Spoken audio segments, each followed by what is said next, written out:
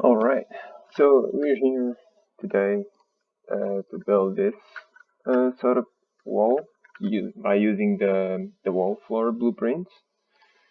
Um, First things come first, your meshes that you guys are going to use to assemble. As you can see, there are some places where the wall is using this one. It's fairly easy to noticeable once you know which pieces are there. And some pieces are using this one, for example, here on the start. Things that you want to keep in mind. The connectors that you might want to connect, they need to be fairly similar. You can see that they are not the same, but they are fairly similar in order to merge together and create that look that we were looking for.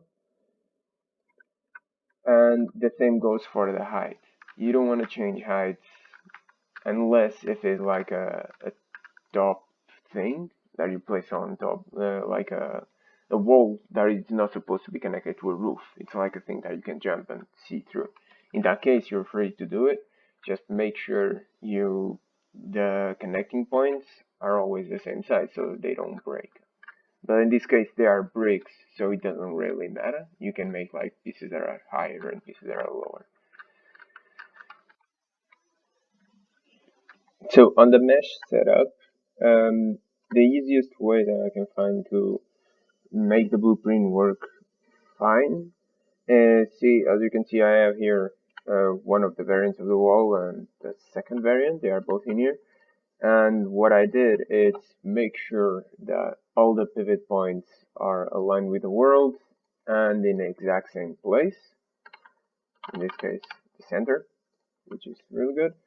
And then manually align them. Like you align them in order to get the place where you want the bricks to connect. If they will connect this way, you'll see if they are good like this. And then after align them, all you need to do is align with the center of the world and reset everything. And that should do it. If doesn't do, you might need to reset the X form and then do this. But it should work just fine. Okay, so onto the blueprint. Take this thing over. The blueprint, you guys can find it in here on the DPS. Just drag it in and you'll get like something like this. First thing you want to do is in here where it says wall floor type mesh. This will be the meshes to build this, the mesh, right? So I will put in here the wall 1 and wall 2. As you can see, nothing is happening yet because we only added a mesh to the array. It doesn't know what to do with them yet because I didn't set how many segments you want. What it means by segment is how many of those meshes it will be duplicating. So if I only put 2, oh, sorry about the scale. Bring this a little bit. If I only put 2, as you can see, it only brings 2 of them. It doesn't bring more. Although sometimes the mesh can be broken like this. The only thing to do to fix this, just push that line a little bit. I don't know why it does that. I will fix it later. But as you can see, it's generating only 2. If I set this to 5, it will duplicate the wall 5 times and randomly place them. Now, to fix this issue that we have right now, where they are not facing the correct side, sometimes you need to play around with this setting here for the axis. And then you can adjust the angle in this one, and they turn. So basically this one will adjust the mesh axis in what phase is going. Because if I set it to this one, as you can see, it turns the mesh. If I turn it this way, it turns it the other way. And this one, it's kind of vertical. It's hard to see because of the lighting, but it's vertical. See there?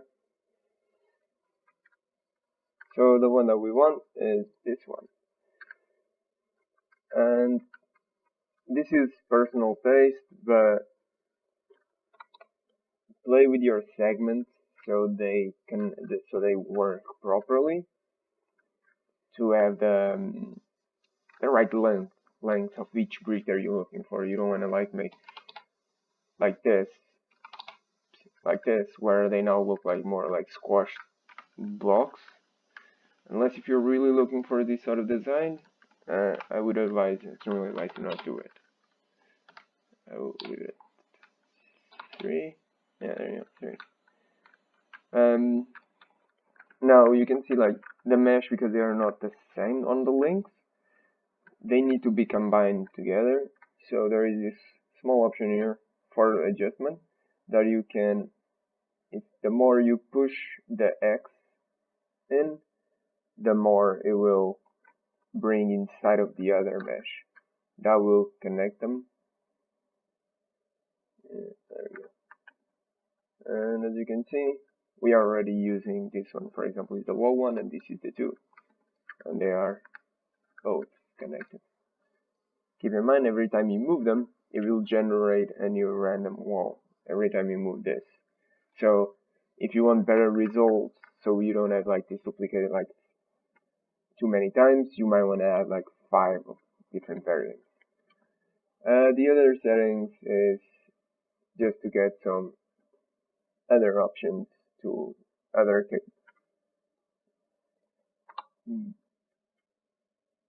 you can see it doesn't do much in our case. We might not want to use this, or for some specific cases we might, but they're there.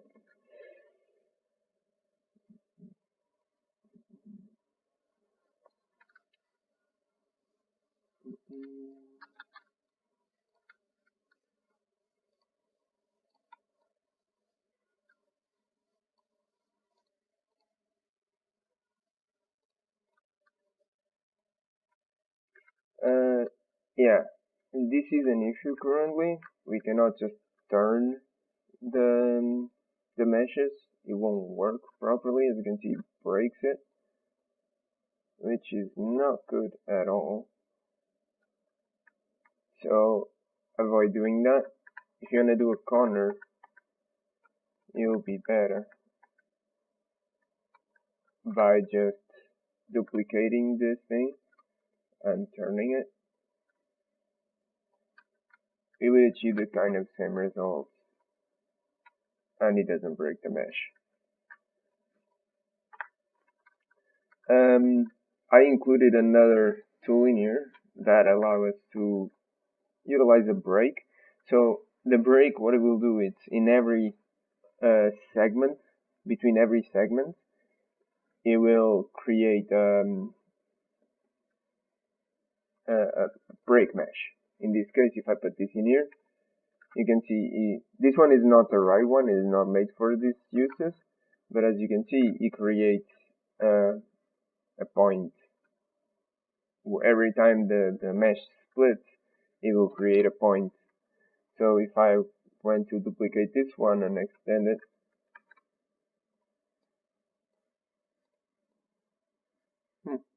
that is funny.